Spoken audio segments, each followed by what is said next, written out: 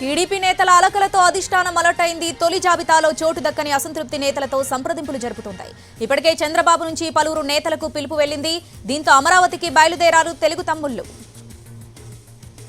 మాజీ మంత్రి ఆలపాటి రాజాకు అధిష్టానం నుండి ఫోన్ వచ్చింది. దాంతో ఆయన గుంటూరు నుండి బయలుదేరారు. పార్టీ నిర్ణయానికి వ్యతిరేకంగా ఎవరూ మాట్లాడవద్దని అనుచరులకు సూచించి వెళ్లిపోయారు. ఆలపాటి రాజా తెనాలి టికెట్ ఆశించారు.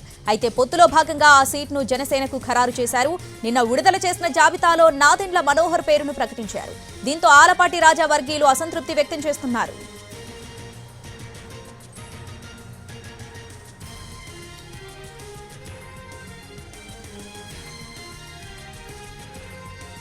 రైట్, టీడీపీ నేతల అలకలతో అధిష్టానం అలర్ట్ అయింది. తొలి జాబితాలో చోటు దక్కని అసంతృప్తి నేతలతో సంప్రదింపులు జరుపుతుంది. దీనికి సంబంధించి పూర్తి అప్డేట్స్ మా ప్రతినిధి పిఎంఆర్ చంద్రశేఖర్ లైవ్ లో అందిస్తారు చంద్రబాబు నివాసం దగ్గర నుంచి. చంద్రశేఖర్, ఎట్లాంటి బుజ్జగింపులు చేస్తుంది, ఎట్లాంటి హామీలు ఇవ్వబోతుంది, ఏంటి డీటెయిల్స్ ఏంటి దీనికి సంబంధించి?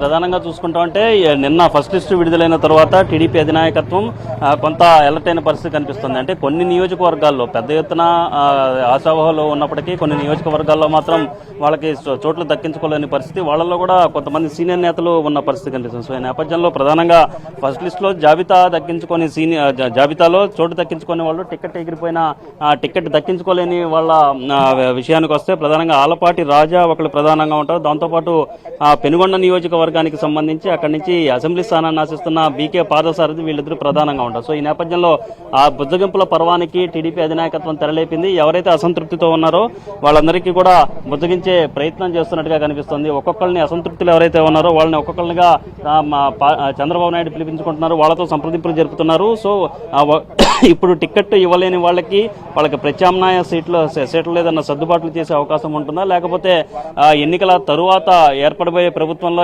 ఏమైనా హామీలు, బలమైన హామీలు లాంటిది ఏదైనా ఇస్తారా? ఎమ్మెల్సీ సీట్లు కావచ్చు, రాజ్యసభ సీట్లు కావచ్చు, వీటికి సంబంధించి కొన్ని స్థానాలను ఇచ్చే దిశగా, కొన్ని టికెట్లను కేటాయించే దిశగా ఏమన్నా హామీలు ఉంటాయా అన్న ఉత్కంఠత అయితే ప్రస్తుతం తెలుగుదేశం పార్టీ వర్గాల్లో కనిపిస్తుంది. కొద్దిసేపటి క్రితం తెనాలి సీట్ను ఆశించిన ఆలపాటి రాజా చంద్రబాబుని కలవడానికి నివాసానికి వచ్చారు. సో ఆ క్రమంలో చంద్రబాబు నాయుడు అంటే తెనాలి సెగ్మెంట్ నుంచి టీడీపీ తరఫున పోటీ చేయాలని ఆలపాటి రాజా భావించినప్పటికీ పొత్తుల్లో భాగంగా జనసేన నుంచి తెనాలి నియోజకవర్గం నుంచి నాదెండ్ల మనోహర్ ఆయన బరిలోకి దిగిన పరిస్థితి కనిపిస్తుంది. సో దీనికి సంబంధించి గతం నుంచి కూడా అంటే ఈ సీటు తెలుగుదేశం పార్టీకి కాకుండా జనసేనకు వెళుతుందన్న అభిప్రాయం మొదటి నుంచి కూడా వ్యక్తమవుతుంది. దానికి అనుగుణంగానే కొంత పార్టీ అధినాయకత్వం మీద కూడా ఒత్తిడి పెంచే ప్రయత్నం గతం నుంచి కూడా ఆలపాటి రాజా చేశారు. కానీ పొత్తుల్లో భాగంగా అక్కడ జనసేనలో కూడా కీలక నేతగా ఉన్న నాదెండ్ల మనోహర్ ఉన్నారు కాబట్టి ఆయనకు ఆ సీటు ఇవ్వక తప్పని పరిస్థితి ఏర్పడింది.